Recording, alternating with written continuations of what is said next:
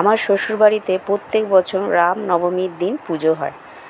শ্বশুরবাড়ির মন্দিরে মা শীতলা ও মা চণ্ডীর মূর্তি প্রতিষ্ঠিত আছে, তাই প্রত্যেক বছর এই দিনটিতে সবাই মিলে এক হয়ে এই পুজো করে। তাই আমরাও এবছর চলে গেলাম, বাসে করে পৌঁছে গেলাম চণ্ডীপুরে। ওখানে নেমে আমরা সবাই মিলে পুজোর মালা, মিষ্টি আর ব্রেকফাস্টের জন্য দোকান থেকে পরোটা, তরকারি সব কিনে নিয়ে পৌঁছে গেলাম বাড়িতে।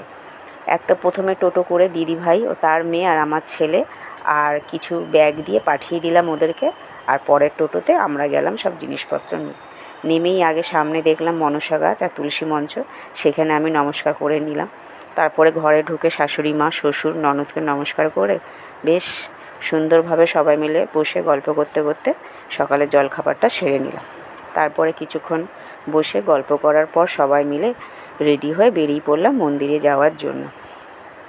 আসলে আমাদের পুরনো বাড়ির ওখানেই চণ্ডী মন্দিরটি আছে, ওখানেই প্রত্যেক বছর এই দিনটিতে খুব বড় করে পুজো হয়। এই যে আমরা টোটোতে করে চলে গেলাম, মালা মিষ্টি দিয়ে পুজোটা দিলাম সবাই মিলে। পুজোর সময় মন্দিরে কিছুক্ষণ সময় কাটিয়ে মন্দিরের সামনে যেহেতু কাকাদের বাড়ি, তাই কাকাদের বাড়িতে চলে গেলাম। সেখানে গিয়ে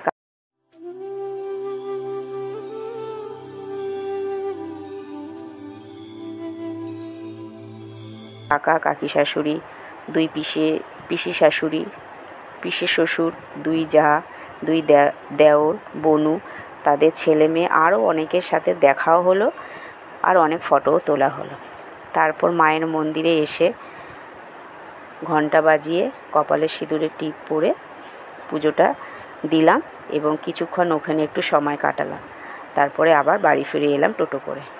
চলুন বাড়িতে এসে দেখি, চলুন আমাদের বাড়ির শ্বশুরবাড়িটা আপনাদের একটু ঘুরে দেখাই। এই যে দেখুন, এখানে 3টে আম গাছে ভর্তি আম হয়েছিল, জানেন না।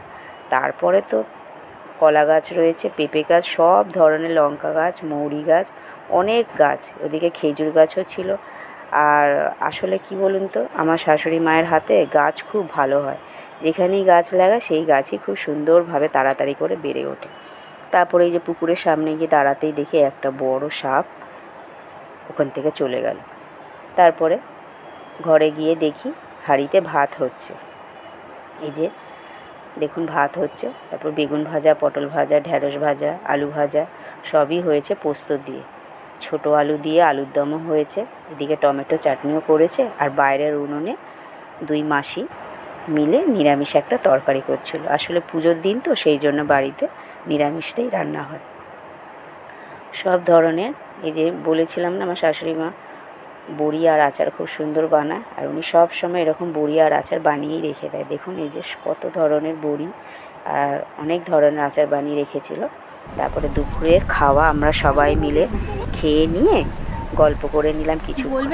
তারপরে গল্প করে নেওয়ার পর আমি একটু শুয়ে নিলাম, আর ওদিকে ছেলে আর মেয়ে আর ছেলেরা মিলে ওরা কি করলো, আম আর পেঁপে পেড়ে নিল গাছ থেকে।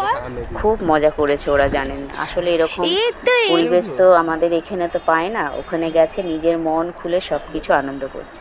যাই হোক, তারপর শাশুড়ি মা সব জিনিস গুছিয়ে দিল যেগুলো আমাদের এখানে দেবে। তারপর আমরা ব্যাগ ভর্তি করে আবার সবাইকে নমস্কার করে বাড়ির দিকে মানে কলকাতায় ফিরলাম। আমাদের এই মন্দিরে জানেন তো, যত বিকেল গড়িয়ে সন্ধ্যা হয় তত প্রচুর লোক হয়, আর সব নিয়ম করেই হয়, নিয়ম করে অঞ্জলি আরতি, ভোগ আরতি সব কিছু হয়, প্রচুর লোক হয়। যাই হোক, আমার একটু ইচ্ছে ছিল আমি এই বাড়ির উনুনে বসে একটু রান্না করব, কিন্তু সেটা তো আর হলো না। ঠিক আছে, পরে আবার যখন যাব তখন সেই ইচ্ছেটাও পূরণ হয়ে যাবে। সবাই আমরা খুব মজা করেছি, জানেন তো। চলো তাহলে আজকের ব্লগটা এখানেই শেষ করছি, টাটা।